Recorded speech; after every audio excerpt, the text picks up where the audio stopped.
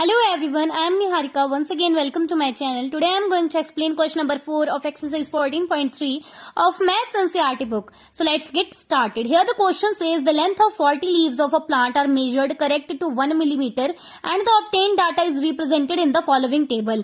तो यहाँ पे आपको 40 leaves के बारे में बताया गया है जिनकी जो measure है या length है वो 1 millimeter के बराबर में है या आसपास की है and the obtain data is represented. तो आपको यहाँ पे कुछ डाटा गिवन है इन लीव्स के बारे में। कुछ 40 लीव्स हैं तो उनमें से कुछ लीव्स की लेंथ है 118 टू 126 mm। कितनी लीव्स की? 3 लीव्स की, राइट।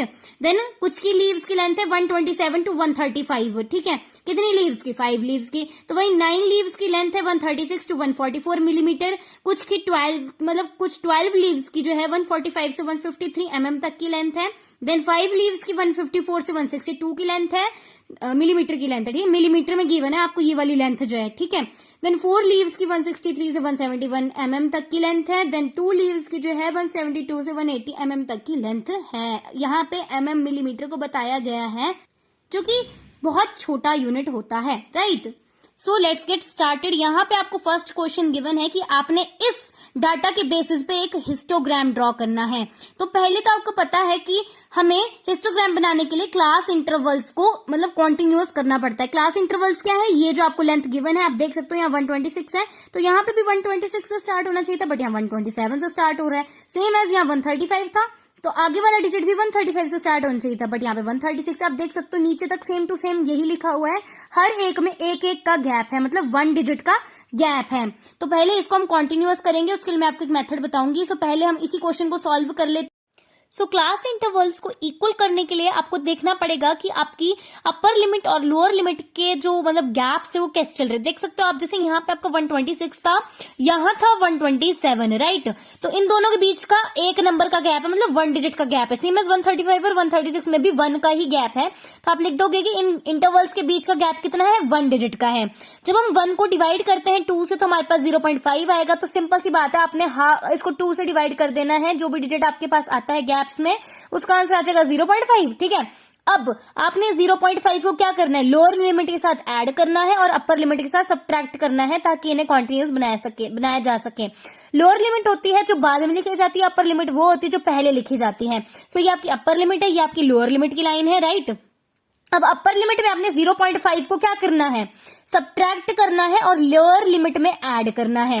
तो आप देख सकते हो 118 से जब मैंने करा सब्ट्रैक्ट 0.5 तो मेरे पास आया 117.5 और 126 में 0.5 ऐड करने पे मेरे पास आया 126.5, राइट। तो सेम एज 127 के साथ जब मैंने सब्ट्रैक्ट करा तो मेरे पास आया 126.5। 135 के साथ 0.5 ऐड करने पे मेरे पास आया 135.5। सेम एज 136 के साथ जब मैंने सब्ट्रैक्ट किया 0.5 तो मेरे पास आ जाएगा 135.5। 144 के साथ ऐड करने पे मेरे पास आ जाएगा 144.5। सेम एज नीचे तक करते जाएंगे जिसका आंसर ये है। मतलब ये मैंने क्लास इंटरवल्स फाइंड करे हैं। बस इस वाली साइड के साथ मैंने सब्ट्रैक्ट करा 0.5 और अपनी लोअर लिमिट के साथ मैंने ऐड कर दिया 0.5 को।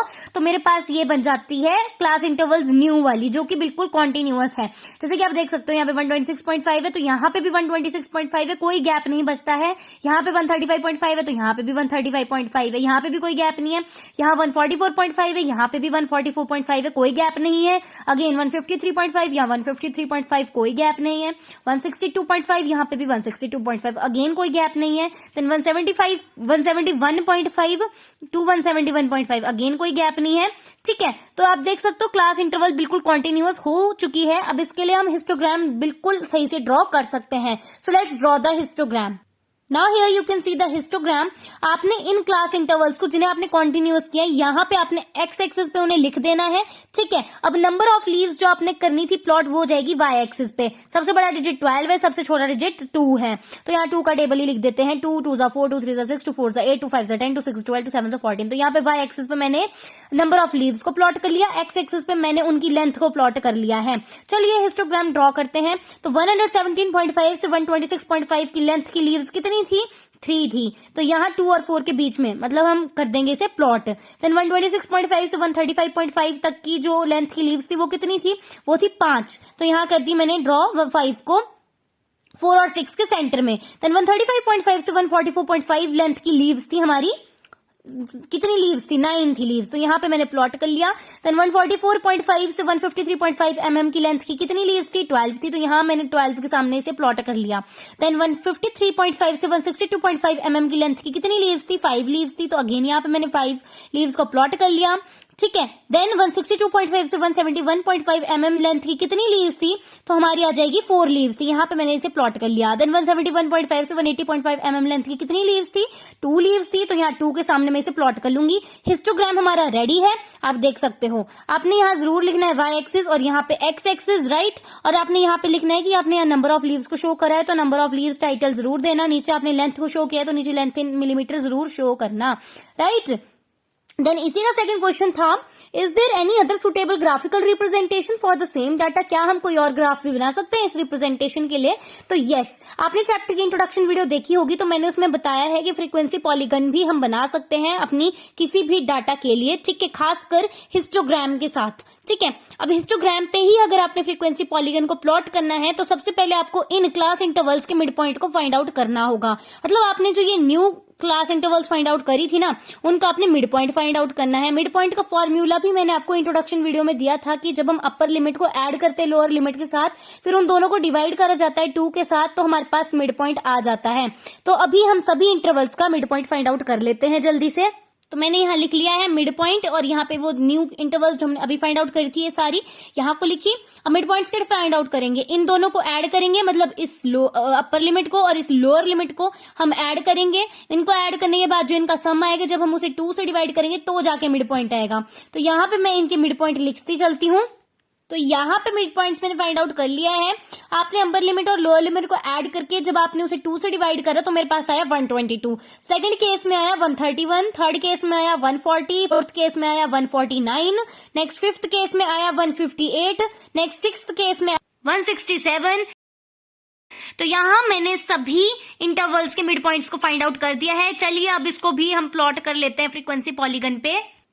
सो आप सब यहाँ देख सकते हैं, जो हमने यहाँ पे एक्स एक्सिस पे सारे इंटरवल्स लिखे थे, उनके सेंटर पे आपने इन मिड पॉइंट्स को लिखते चलना है। जैसे 117.5 और 126.5 का मिड पॉइंट क्या था, 122, तो मैंने यहाँ सेंटर पे 122 लिख दिया। देन 126.5 और 135.5 का मिड पॉइंट क्या था, 131, तो इन दोनों के सेंटर पे मैंने 131 लिख दिया। देन अगेन 135.5 और 144.5 का मिड पॉइंट था 140, तो इनके सेंटर पे 140 लिख दिया।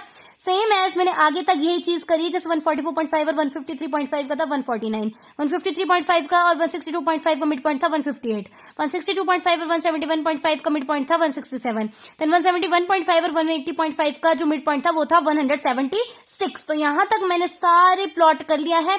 अब मिड पॉइंट्स के हिसाब से हमने इस फ्रीक्वेंसी पॉलीगन को ड्रॉ कर लेना है। मतलब कोई चीज नहीं है, जैसे आपका हिस्टोग्राम था, उसकी पीक पे आपने प्लॉट करते जाने हैं सर्कल्स छोटे छोटे, ठीक है। जैसे मिड पॉइंट्स के ऊपर, पर ध्यान रहे मिड पॉइंट्स के ऊपर सेंटर पे और हिस्टोग्राम की पीक पे आप ड्रॉ करते चलोगे। यहाँ पे मैंने ड्रॉ कर लिया, यहाँ पे, यहाँ पे, यहाँ पे, यहाँ पे, यहाँ पे और यहाँ पे, इन सभी बार्स की पीक पे ड्रॉ करना है, पर ध्यान रहे वो लेंथ आपकी मिड पॉइंट से ऊपर ही आनी चाहिए, राइट। अब इन सबको जब हम ज्वाइन कर लेते हैं एक लाइन के थ्रू, तो आप देख सकते हो यहाँ पे एक बहुत ही अच्छा सा फ्रीक्वेंसी पॉलीगन प्लॉट हो चुका है। अब यहाँ पे आप उनके कोऑर्डिनेट्स लिख दोगे। कोऑर्डिनेट्स आपको पता है एक्स एक्सिस की वैल्यू हमेशा फर्स्ट में लिखी जाती है, एंड जो आपकी वाई एक्सिस की वैल्यू होती है वो लिखी जाती है सेकंड टाइम पे, ठीक है, सेकंड पोजीशन पे। जैसे आप देख सकते हो यहाँ एक्स एक्सिस पे 122 था, तो 122 पहले लिखा। देन कितनी लीव्स को प्लॉट करा, 3 को, जो वाई एक्सिस पे थी, तो 3 बाद में लिखा। सेम एज आप यहाँ सभी पॉइंट्स के कोऑर्डिनेट्स लिख देना, और ये आपका फ्रीक्वेंसी पॉलीगन बन चुका है। चलिए थर्ड क्वेश्चन करते हैं, जिसमें लिखा था, is it correct to conclude that the maximum number of leaves are 153 metre long and why. आप अपने इस रॉ डाटा को देखिए, जहां पे आपको नंबर ऑफ लीव्स गिवन थी। नंबर ऑफ लीव्स सबसे ज्यादा कितनी लेंथ की, जैसे 12 लीव्स सबसे ज्यादा लीव्स है, राइट। तो कितनी लेंथ की है, 145 और 153 के बीच की, मतलब 153 नहीं है पूरी लेंथ की, इन दोनों के बीच की लेंथ की है 12 लीव्स, ठीक है। तो यहाँ पे आपको गिवन है कि कितनी, क्या करेक्ट होगा बोलना कि 153 mm की लीव्स हैं ये सारी 12, तो रॉन्ग हो जाएगा कि no, because the maximum number of leaves are in between the length of 144.5 to 153.5 mm, ठीक है। फर्स्ट ऑफ ऑल तो क्लास इंटरवल्स हमने रिन्यू कर दिए थे, तो भी 153 mm की लेंथ की कोई भी लीव नहीं है, क्योंकि जो ये 12 लीव्स है ये इन दोनों लेंथ के बीच में लाए कर रही हैं, राइट। सो इसका सॉल्यूशन यही हो जाएगा। उम्मीद है आपको ये क्वेश्चन समझ आ गया होगा। For more videos please subscribe my channel. Till then bye bye.